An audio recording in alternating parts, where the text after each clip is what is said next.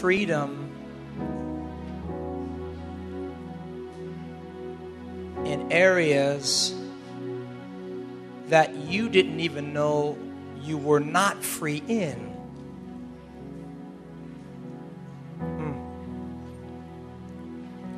That's what it's about. It's about freedom. Jesus said, who the Son sets free is free indeed. And guys, we could walk around and not be free, but think that we're free. Really. He's so powerful. He's so powerful that he frees you in an area that you didn't even know that you were not free until he freed you. Right? This is how he moves. Because sometimes we're so unfree that we don't even know. We're so bound that we don't even know that we're not free. It's one thing to be bound and know you're bound. It's another thing to be bound to such a degree that you don't even know that you're bound. That's bondage.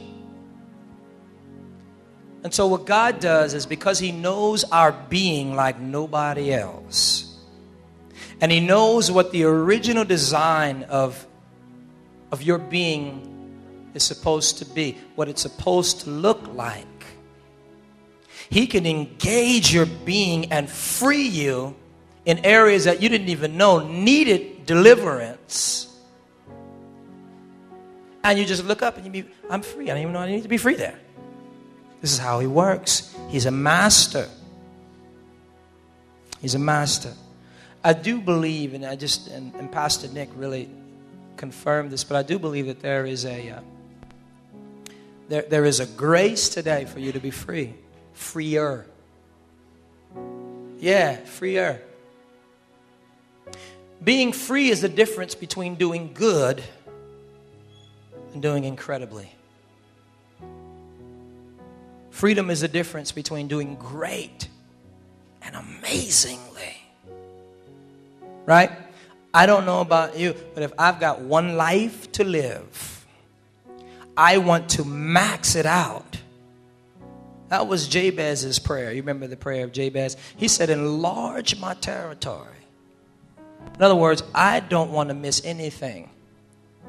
If I have the ability within me to go further than where I am right now, enlarge my coast. I feel that thing right now. We serve a God who is able to do exceedingly abundantly far above what we can ask or imagine, according to the power that works within us. Right?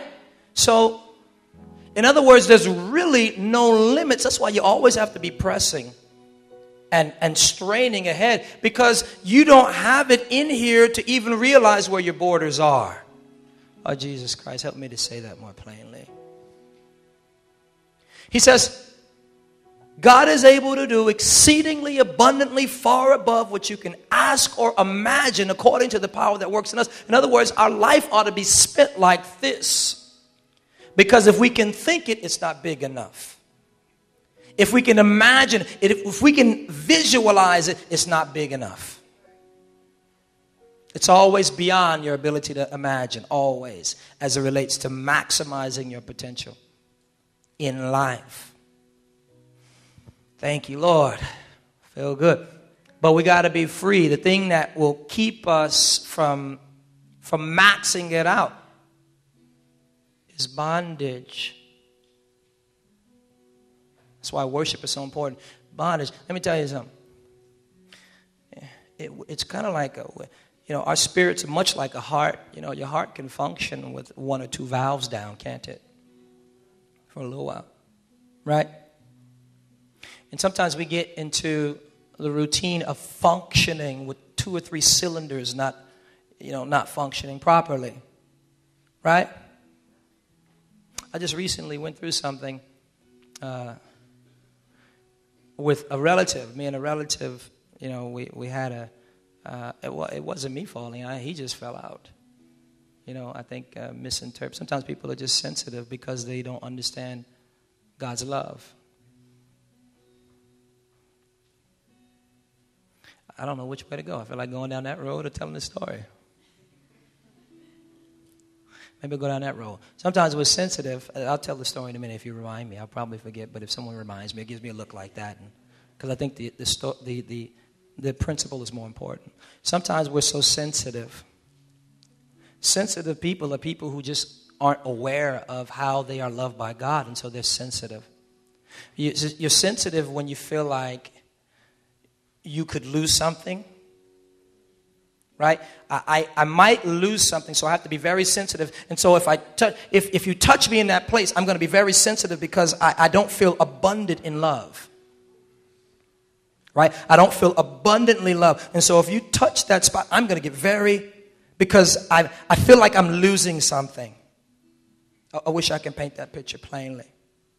Right? I feel like if you do something to me, I'm going to lose. So I'm very sensitive and defensive. Defensive people are people who don't have an awareness of God's love over their life. Because what God's love does is it makes you free. God's love will make you very cool. You want to be a cool person? You want to be real cool? Get a revelation of God's love. People who have a revelation of God's love are so patient and cool. Because they realize that they have tapped into a rich and abundant, endless reservoir of love. And no matter where they stand or what they do, nothing can separate them from that love. And so you're just cool. People who understand God's love aren't desperate.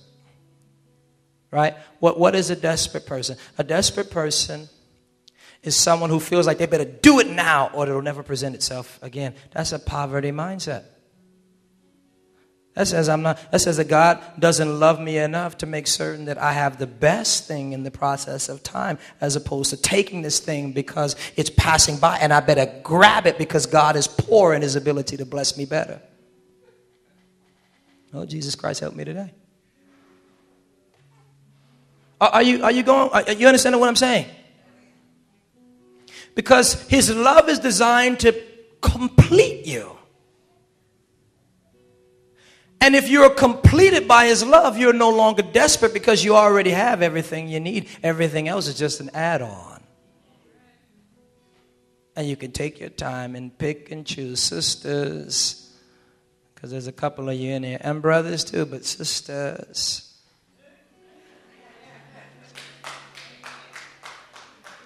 Why would you go for the C plus? At best, probably more like a D plus.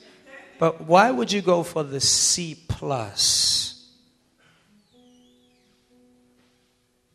When God said, I'll do exceedingly abundantly far above what you guys so imagine.